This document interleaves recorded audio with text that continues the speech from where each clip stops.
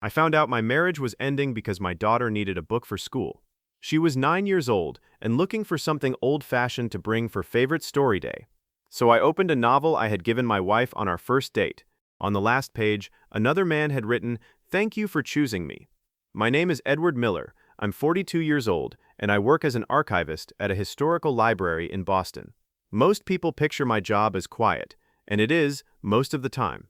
I preserve letters, photographs, maps, journals, and documents that were never meant to survive as long as they have. My work is built around one simple idea. What people leave behind often tells the truth more clearly than what they say out loud.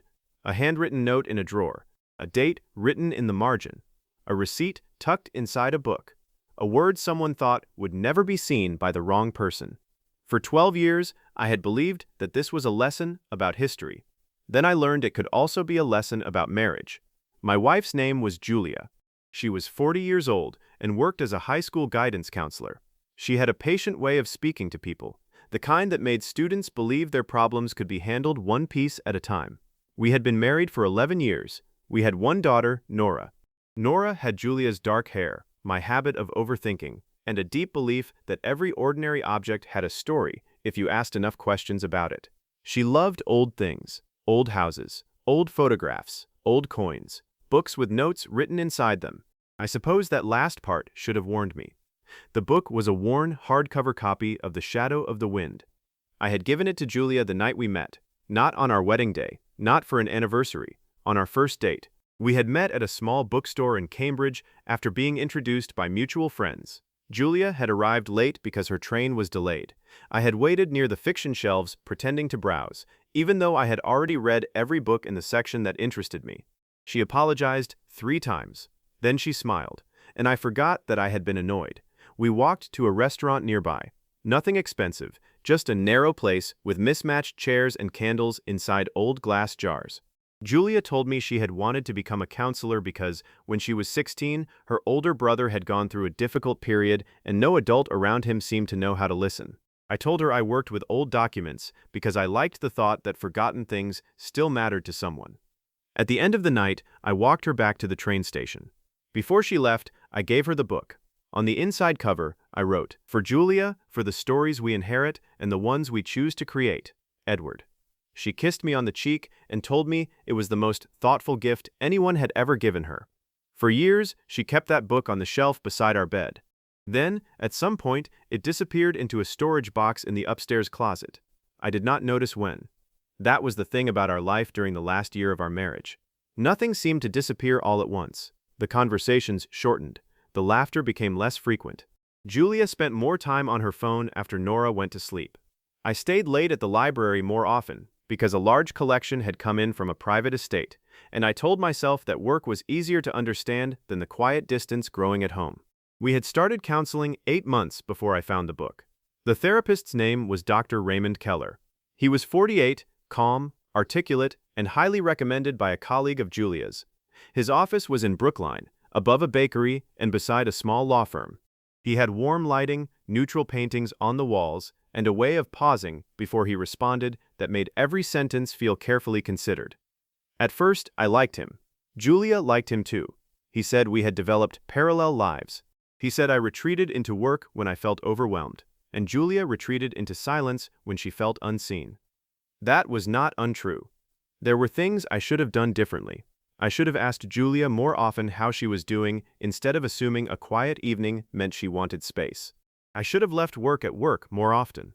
I should have noticed how often she said, "I'm fine," in a tone that meant the opposite.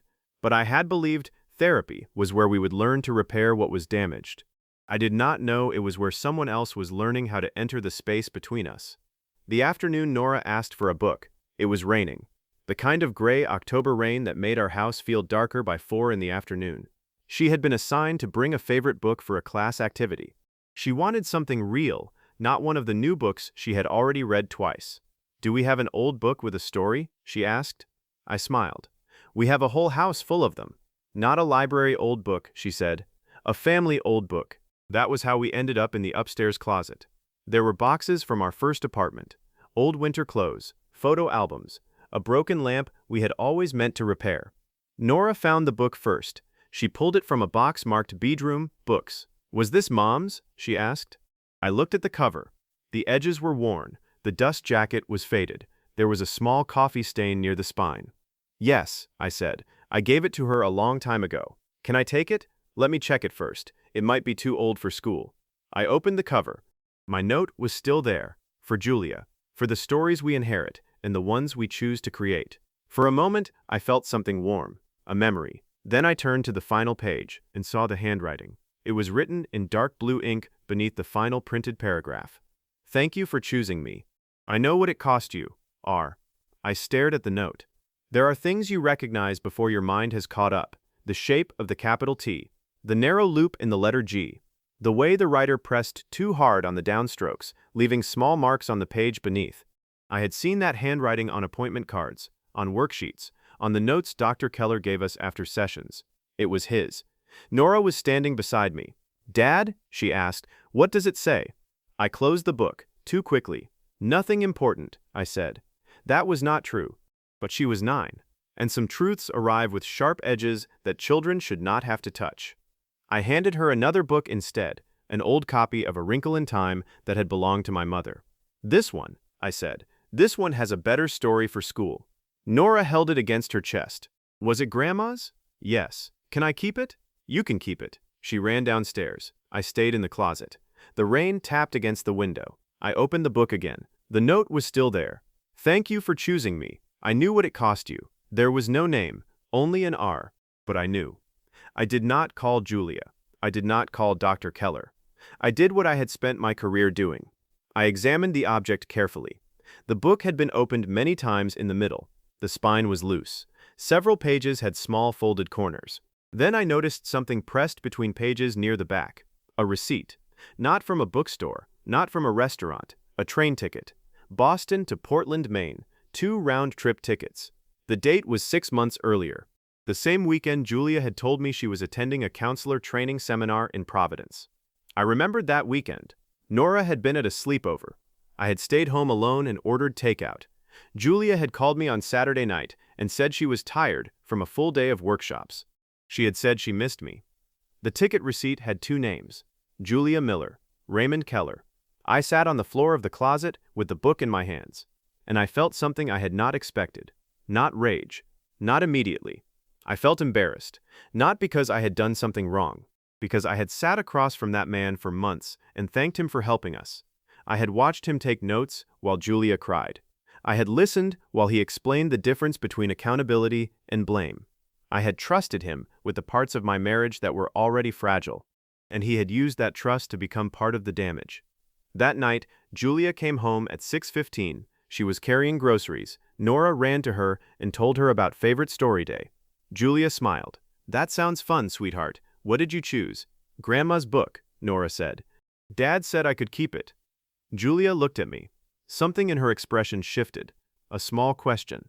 Maybe she noticed the upstairs closet door was open. Maybe she saw the box beside the stairs. Maybe she simply knew that people who have been hiding something become sensitive to silence. At dinner, she asked me twice whether I was okay. I said I had a headache. Again, technically true. After Nora went to bed, Julia found me in the kitchen. "You've been quiet," she said. "I know. Did something happen? Do you remember the book I gave you on our first date?" Her face changed. Not dramatically, but enough. "What book?" "The one you kept beside the bed for years." Julia looked down. "I don't know. Maybe. I found it today." She said nothing, and I found a note inside it. Her eyes filled with tears before I said Dr. Keller's name. That was all I needed. "Edward," she whispered. "Was it him?" She moved toward the kitchen chair and sat down. Her hands shook. "I didn't mean for you to find it that way. Was it him?" Julia closed her eyes. "Yes." The house became very quiet. The refrigerator hummed. A car passed outside on the wet street. Upstairs, Nora shifted in her sleep. I looked at Julia and tried to understand how many versions of my life had been happening at once. "When did it start?" Julia's voice broke. "After we started therapy." "How long after?" "A few months." "You went to Portland with him." She looked up sharply. "You found the receipt." "Yes." She covered her face. "I was unhappy, Edward." "I know. I felt like I had been trying to reach you for years." "I know." My voice was quiet. That frightened her more than anger would have. But he was our therapist. Julia began crying. He said he understood me. He was paid to understand you. He said I needed to stop living for everyone else. And did he tell you to start lying to your husband? She did not answer. I opened my phone. I had taken photographs of the ticket receipt, the book, and the note. I had also looked through the shared email account we used for family bills and Nora's school messages. There, beneath months of ordinary notices, I had found something else. A forwarded message from Dr. Keller's office. It was addressed only to Julia. The subject line was, "About timing." The message was short. "Julia, I know you feel pressure to tell Edward everything, but you are emotionally vulnerable right now, and major disclosures should not be rushed. Let's discuss a path that protects your well-being first, Ray." I read it out loud. Julia stared at the table. "He told you not to confess," I said. "He said I needed time. He told you not to tell me while he continued seeing you." Julia did not deny it. That was when the anger arrived. Not loud anger. Not the kind that makes someone throw a glass or slam a door. The kind that settles into your chest when you realize the person meant to help you make informed choices had been shaping the situation for his own benefit. I did not shout. I said, "We have one more session scheduled for Thursday." Julia looked up. "Edward, please don't. We are going." "Why?" "Because I have something to return." Thursday came. We left Nora with my sister, who believed we were attending a normal counseling session. The drive to Brookline took 40 minutes. Julia said almost nothing. I said even less. The book sat in a plain canvas bag on the floor behind my seat. When we arrived, Dr. Keller greeted us in his office, as he always did. "Edward, Julia, good to see you both." I sat down. Julia sat beside me, but not close enough for our shoulders to touch. Dr. Keller opened his notebook. "How have things been since we last met?" I looked at him. Then I reached into the canvas bag and placed the book on the small table between us. The sound it made was soft, but it changed the room. Dr. Keller looked at the cover, then at Julia, then back at me. He did not touch it. "I think this session is over," I said. His face went still. "Edward, I'm not sure what you are sure." Julia began crying quietly. Dr. Keller looked at her. "Julia, would you like to speak privately?" "No," I said. He looked at me. "I need you to understand that therapeutic confidentiality. You should stop talking." My voice was not raised, but it was firm enough that he stopped. I opened the book to the final page. I turned it so he could see the handwriting. Then I placed the receipt beside it. Then I placed a printed copy of his message to Julia on the table. The office was silent. "You were entrusted with our marriage," I said. "You had access to my wife's fears, our private conversations, the parts of our relationship that were already hurting." Dr. Keller's expression tightened. "Edward, this is a complicated situation." "No," I said, "it is not." I leaned forward slightly. "You had a professional duty to maintain boundaries. Instead, you used the trust we brought into this room to create a relationship outside it."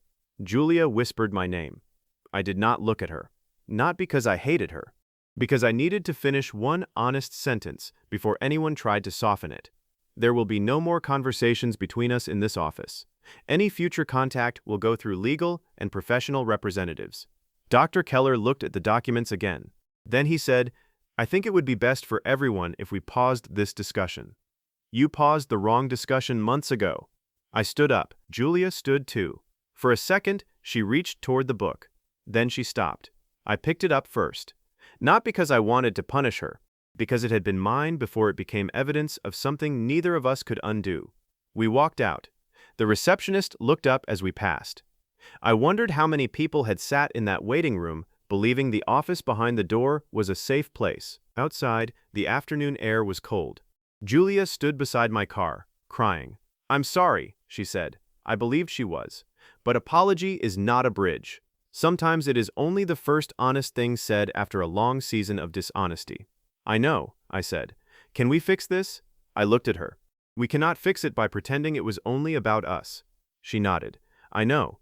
"No," I said gently. "I don't think you do yet." The next few months were difficult in ways that did not fit neatly into a story. There were attorney meetings, conversations about the house, discussions about how to keep Nora's life stable while our own became unrecognizable. Julia moved into a small apartment near her school. I stayed in the house because Nora's room was there, her school was nearby, and I did not want every part of her world to change at once. Dr. Keller's professional conduct was reported through the appropriate channels by people who were qualified to handle it. I did not become a public voice for what happened. I did not tell everyone in our lives every detail. Some truths need to be addressed. They do not all need to become entertainment. Julia wrote me letters, several. At first, I could not read them. Then I read one. She said she had confused being understood with being cared for. She said Dr. Keller had made her feel seen during a period when she felt invisible in her own marriage. She admitted that she used my emotional distance as an excuse to avoid telling the truth. She did not ask me to forgive her. That mattered. Not enough to repair anything, but enough to show that she had begun to understand the difference between regret and responsibility. Nora asked about the book one Saturday afternoon. We were sitting in the living room. Rain tapped softly against the windows. She had just finished reading the copy of A Wrinkle in Time I had given her. "Dad," she said, "can I read Mom's old book now?" I looked toward the bookshelf. The book was there. I had removed the final page, not torn it violently, not in anger. I had carefully separated it at the binding and placed it in a sealed envelope with the other documents. Some words did not belong in a child's memory. I took the book down. "You can have this one," I said. She held it carefully. Was it really Mom's? Yes. Why is the last page missing? I thought about lying. Then I decided that children deserve truth in a form they can carry. Sometimes books get damaged, I said, and sometimes grown-ups have to protect the parts that don't belong to kids. Nora looked at the book for a moment. Then she nodded. Okay. She opened it to the first page. She saw my note to Julia for the stories we inherit and the ones we choose to create. "Dad," she said, "did you write this?" "I did. It's nice. Thank you." She smiled. Then she carried the book to the window and began reading. I watched her for a long time, not because I was afraid of what she would find, because I finally understood what I wanted to preserve. Not the marriage I had imagined, not the promises people had broken, not even the version of myself who had believed that trust was enough on its own. I wanted to preserve her childhood, her right to love stories without having to carry the weight hidden in their margins. A year later, Nora brought the book to school for another reading assignment. She had placed a bookmark near the middle and written a short note inside the cover. It said, "This book belonged to my family. Now it belongs to me." When she showed it to me, I smiled. And for the first time in a long time, the book did not feel like evidence. It felt like a story that had survived.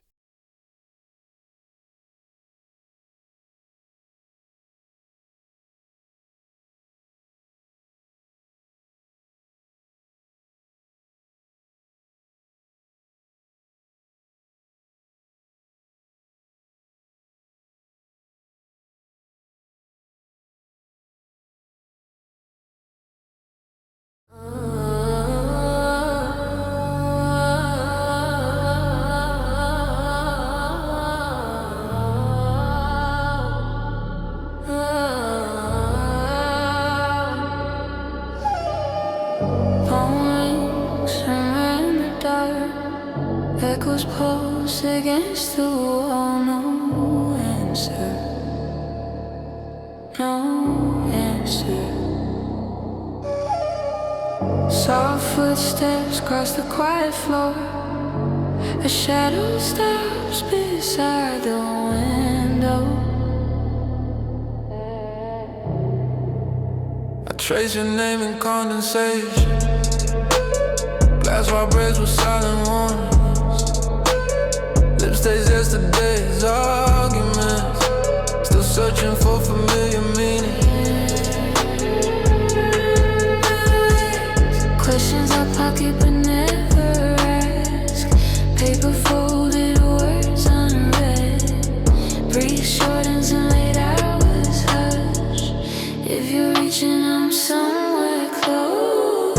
Mistakes painted onto morning skin. Regrets dissolve into bitter coffee.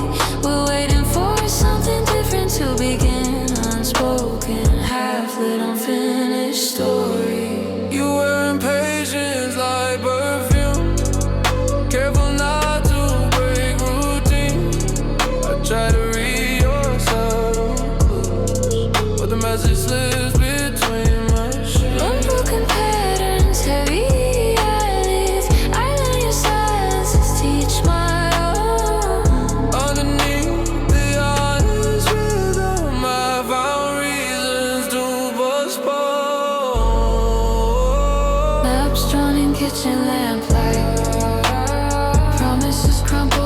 restless hands. Tonight we hold our hope too tight, swaying gently as the distance expands.